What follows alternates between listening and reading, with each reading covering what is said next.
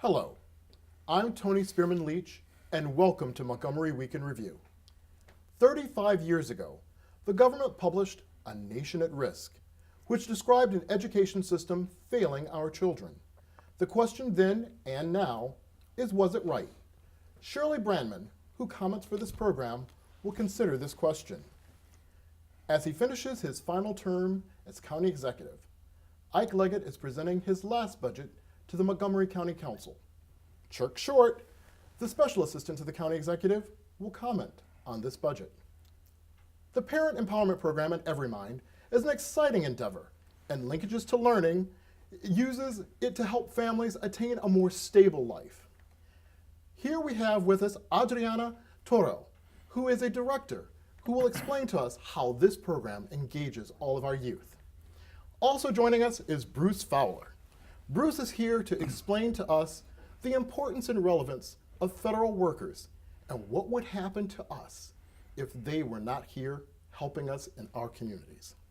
I thank you all for joining us, and we will now turn to Shirley to tell us. Shirley, A Nation at Risk. A Nation We've at Risk. almost forgotten. There are kids today that don't even know that that was written. Tell us about it. It's a wonderful story and an important moment to go back in history and remember. So this was just upon the election of Ronald Reagan as president. He had appointed his Secretary of Education, Bell, and then very quickly went out and said that his public platform was he was going to do away with our Department of Education.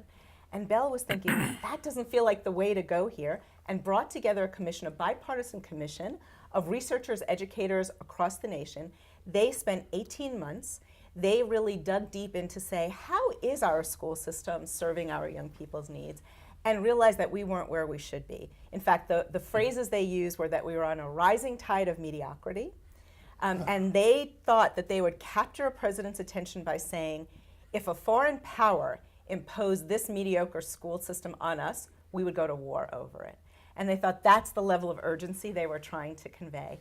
And really what people say now, looking in hindsight, is that it was that bipartisan report, which the president was not initially happy with, because his intention politically was to just abolish that Department of Education. But it took fire in the communities.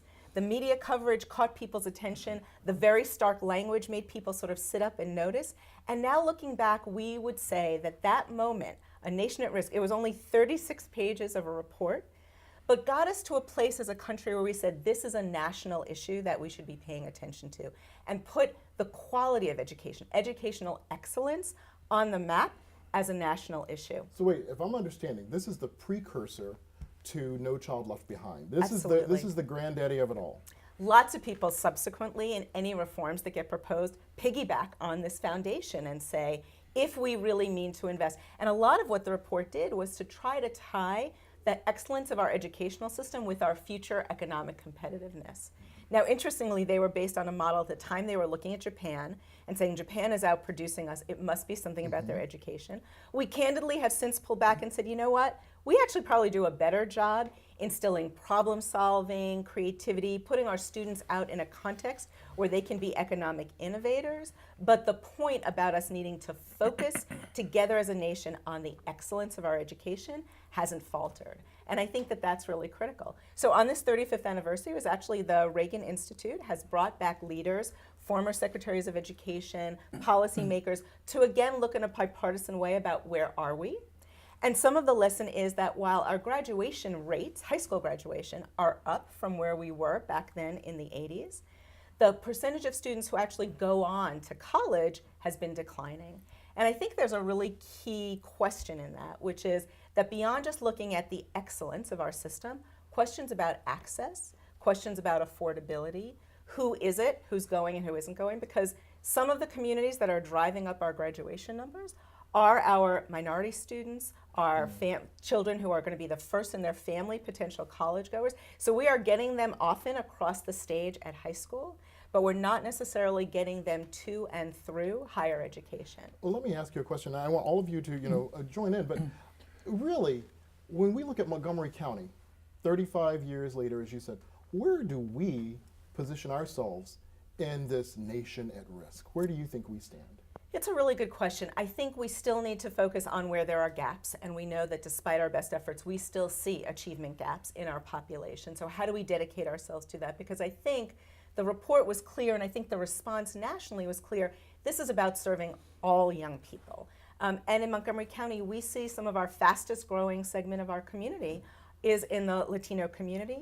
Often they are children who are coming to school, English may not be their first language. Sometimes they are first generation themselves. Making sure that we are culturally competent to serve their needs, and making sure that we really address opportunity gaps. We see children who are growing up in families with more means, continuing to outperform kids who are growing up struggling with poverty. So thinking, constantly keeping excellence on the front burner, talking about it. Interestingly, they had Arne Duncan, who had been the Secretary of Education under President Obama, at this review summit.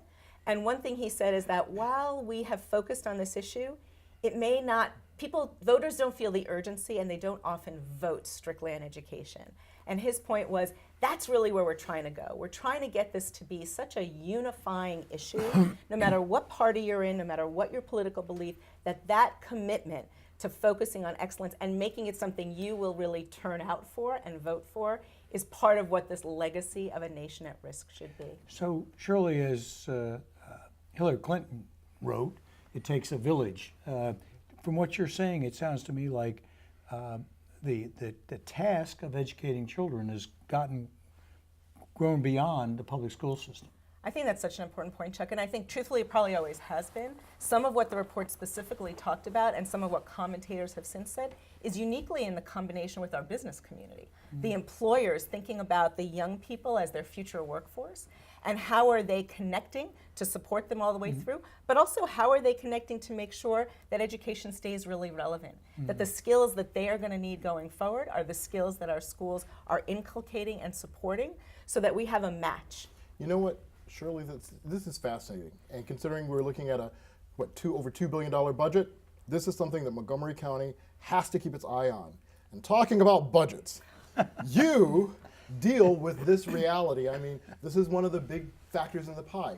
But you have presented, one I want to say to everyone out there, acknowledging all of the work that you've done, Mr. Short, with our budget. We need to applaud you. We need to applaud our county executive for a wonderful job.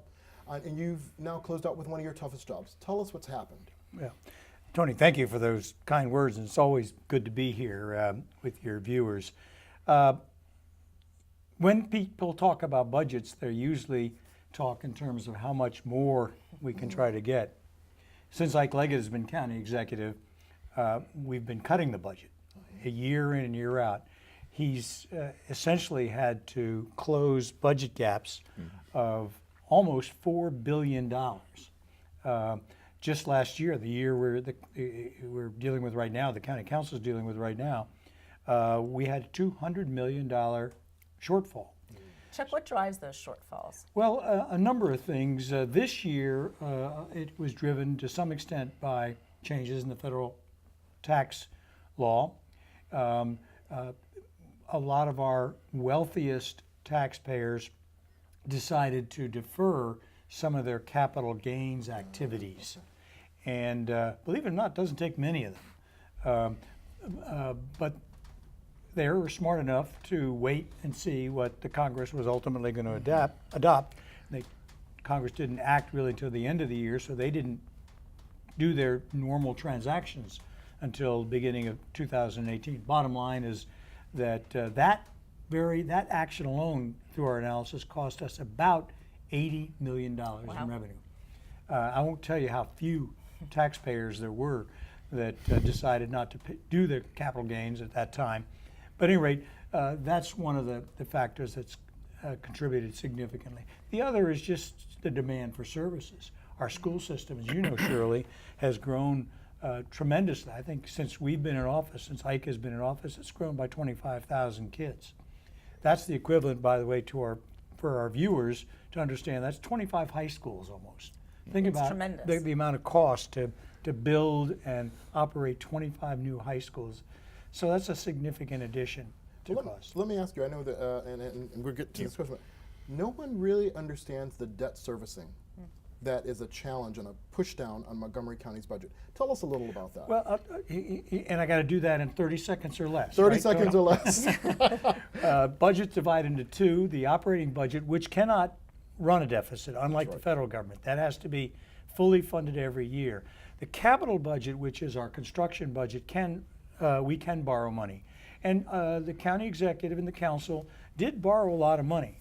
And of course, when you borrow money, you have to pay interest on the money you borrow. One of the reasons we want to maintain the sanctity of our AAA bond rating is that keeps our debt service at the lowest possible level, and is the lowest possible level in the United States. But we did borrow a lot of money, and the county executive and the council were wise to do that, because all of you know that interest rates have been at historic lows since the Great Recession, 2008 or so. So we decided to invest a lot in borrowing, building the schools we need, fire stations, libraries, etc. Okay. What percentage of the county budget actually originates from the federal government that's either passed through the state or comes directly? Not very much of it. Again, we don't manage Social Security and Medicaid. Those are the big items, and none of that money comes through the county government. But most of the money that we spend in Montgomery County is county general fund, coming primarily about half from income tax and about half from property tax. Well, one of the things that everyone out here in Montgomery County really wants to know: where are we headed as a county? What's the synopsis for forecast? Because you and Ike together have been like Batman and Robin, Superman and Aquaman. You guys are amazing. You're much too kind. Where are we headed? Yeah, you're much too kind. The county executive, he gets the credit, and along with the folks in the budget office and other places. Where we're heading is into a very gray area, Tony, because it will take a number of years for case law to evolve that comes out of the recent tax law changes. Those changes will be interpreted in court decisions, and they will also change people's tax-paying behavior, what they deduct, how they pay it, when they pay it. So we are a little concerned about the future. Maryland is one of those states that got hit particularly hard. Many people in Montgomery County and Maryland, instead of getting a tax cut, saw a tax increase because of the changes in deductibility of property taxes and state income taxes. So we're concerned. And I want to thank you for that final note. I am sorry, I know we all have questions to jump in, but we need to take a really brief break. This is an engaging and exciting conversation. We'll be right back, and we look forward to you joining us.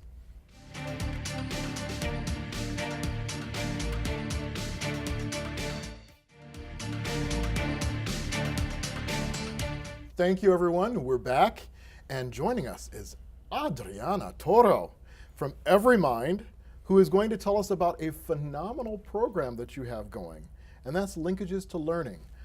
We don't know much about that program, and I know it's a great combination of resources. Tell us about what you're doing. Thank you for inviting us. I am represent Every Mind, and one of a lot of programs that we have on Every Mind is Linkages to Learning. Linkages to Learning through Every Mind, we are in 11 schools in the Middle County, and one of the programs that we are developed at Every Mind through Linkages to Learning is the Parent Empowered and Educational Program. Okay. With this program, we try to provide different trainings to the parent that they can be more stable and they can provide the benefits to the community. How we are doing this? We are doing an assessment through all the staff to this parent that is Linkages to Learning clients. They have to have the kids in the elementary school when we provide the services. We provide the training for this parent. Then we are linked with different resources in the community that help to this parent maybe to open a business. Wow. After this process, through all the staff, we empower this parent that they feel like confident that they can open a business or they can develop. What I think it is, the parents came here with dreams. And the way that they can make through these dreams, it is put on a clear goals, short, middle, and long-term goals, and put on the time to develop these goals. And that's when our staff are helping to the parents. So When- Adriana, when Yes. you are trying to bring parents in, how do you describe this to them? What do you tell them this is about? Linkages to Learning, we have an amazing programs. We have a therapist, we have family case manager, and we have a coordinator that we develop different resources for the clients. With the clients that we are working is more the clients that work with the family case managers. That families come in with a lot of needs and dreams, and we start helping to them to link with the resources and the county. And for that reason, we decided to develop this parent and education and empowered program, because we find that a lot of the parents have a dream that they don't know how to when it's coming true. They don't have a clear how develop that goals. So this really grew out of the needs that your case managers were Yes. hearing from the families. From the families, exactly. Right. Isn't that interesting? Because this is the educational reform, Yes, right? yes, That absolutely. you were just talking about Right, that yes. was envisioned 35 years ago, and you all are realizing it. Do you work with closely with the public schools? Yes, They are in- linkages to learning is we are in the elementary schools and middle good. schools and some high school. Through the Middle County, we are in 11, 2 middle schools and 9 elementary school. And we are working with all the parents of all that 11 schools to develop the How do the people program. find out about your program, though? Normally, when the kindergarten orientation, back to school nights are coming to the schools, we are there, we have a table, and we explain what Linkages to Learning program it is. And now in the future, we can let them know that we have that new program, that's a parent and empowerment educational program, if they want to be part of our program. Where would you like to see this go, ultimately? That's one is the big goal that we have. The big goal after all this process is the leadership. We want that these parents will be leader for the community. They can share the testimony, what the goals that they already met, and they have a business open, for example. And also, what we wanted that parents provide the opportunity to employ to another person in the community. In this moment, we have 2 of these parents that they already in the last step to open a business. exciting. We are very Congratulations. excited. They are almost ready. We have a meeting yesterday, and they already applied for a loan. Loan is coming to them to start the business Yeah. and maybe provide the possibility to work for others too. Homegrown entrepreneurship. Yeah. Yeah. Yes, Are there we're working opportunities with to different volunteer? Can we come and volunteer for you? Please, Help your program? please, we can come into a volunteer for linkages for Every Mind with all programs that we have on Every Mind, and for our new program, more than welcome. So business community leaders, people who want to Exactly. support these families, we're welcome. Yes, more than welcome. And it's such a powerful impact for young people to see, number one, their parents reaching out for help to realize their dreams, making a plan, being successful. The messages that it sends, I think, for their children in school are really critical messages. Yes, one of the big goal that we had it is that that's parent be a model for their kids, that they can show that the kids that all the goals that they have coming through if they work hard on that. It's a two-generation strategy. Yes, Yeah. that's a Oh, smart that's idea. perfect. That's Yeah, just that's great. so smart. Yeah. Thank you. Yes, that we are working hard, and we hope that we can expand in the future to More have schools. like a Adriana. more community. Thank you so much. I want everybody to remember that we are welcome to help support the program. Yes. Please contact Every Mind, and we are so excited. We just can't wait to see how these 2 families turn out. And now, Bruce, you have the most intriguing story to tell, and that is that our federal workers contribute more to our lives than we acknowledge. Tell us about that. Well, first of all, the federal workforce is in this country relatively small compared to, say, Western European countries. There are only about 2.1 million altogether out of 366 million or so people in this country. And they perform a variety of services for us and look after us. That's really what they're doing. And so the 2 things that I think I wanted to bring out this week were, one, we paid taxes. And the question is, what do we get for our federal taxes? I think a good example is that airplane incident in Philadelphia this week. Yes, The air traffic controllers, absolutely. that they're there for the safety. And this air traffic control system is the safest in the world, hands down. And if you ever look behind the screen and see what those people are doing quietly, you'd be amazed that if you fly from here to the west coast of the United States, there's a handoff that comes from the plane leaving this airspace to, say, Chicago in the Midwest to the west coast. There's somebody watching you. You know, it's so funny that you brought that up because I think people forget that that amazing female pilot on Southwest, what she did was when she brought that plane down, she immediately turned and thanked air traffic control. And we all forget the people that watch out for our lives, the people that keep us going. Well, and number one, they're incredibly skilled at what they do. Yep. And it really is an incredible call to service because they're not picking this as the most lucrative way to make their professional imprint. They are really called, many of them, to feeling like, I want to be part of our larger civic community. Bruce, you had asked me a few minutes ago what portion of the county's budget was funded by the federal government.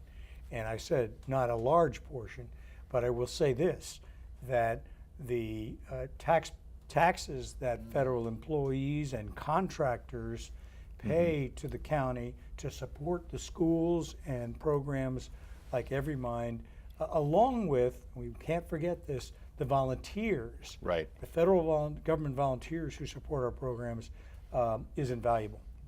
Now, here in Maryland, we're third largest number of federal employees and retirees in the country behind Texas and California. And as we've pointed out before, we have the National Institutes of Health here. This is an amazing resource. And in terms of, if you have to get sick in this country, this is a really good place to be. You know, because you can get first-class health care. You do get first-class health care. And there are people developing better ways to do this, and all the time. It's ongoing. So it's there's some very practical outcomes. That plus as you point out, there are a lot of federal employees here in Maryland who are paying taxes, and they're part of this. And there's a very strong effort dealing with very bad diseases like Alzheimer's, for example. And not only in terms of the research that goes on, but also in terms of federal employee contributions to people who are trying to deal with this. So Bruce, you're talking about the number of federal retirees we have, so people who already served a career in the federal government. What do you think it's like, what do you think it would take to attract younger people into the federal government? This is a thorny issue, and this is where the policies, and I'll call it abuse, of the federal employees comes into play. Because if you're a young person getting out of school and you're looking for a career, you need to make money to live. Money is what they call a maintenance factor. You need to have it in order to pay your bills. But whether or not you give your heart to it, that's different. So if you turn people off by saying, those guys are, not doing what they should, then you say, well, no, I can make more money and I can go get a nice job somewhere else. So we sort of build a culture of people devaluing rather than holding in esteem these opportunities. Yes, and in most other cultures, the government employees are held in very high regard because they realize without these guys and girls, a lot of things wouldn't happen. We wouldn't be safer, we wouldn't be protected, we wouldn't have. But let's remember there's hope, Bruce, because the Academy Award-winning film Get Out honored the TSA, and we all remember the day that when the security agents at the airports were getting paid minimum wage. Yeah. And today they're federal employees with phenomenal benefits and salaries. So, there's hope. There is. I mean, the one that really did it for me was Hurricane Katrina when it hit New Orleans. There was a Coast Guardsman dangling from a helicopter, tearing the roof off one of those houses so they get the people out of the attic before they drowned. That's what we have to remember, that this is a wonderful place to live, that they contribute to our lives. We are making things happen and deep impact. Personally, I want to thank all of you for joining me this week. Thank you for joining all of us on this week's edition of Montgomery Week in Review. Again, I'm Tony Spearman-Leach, your host. Please join us next week at this same time.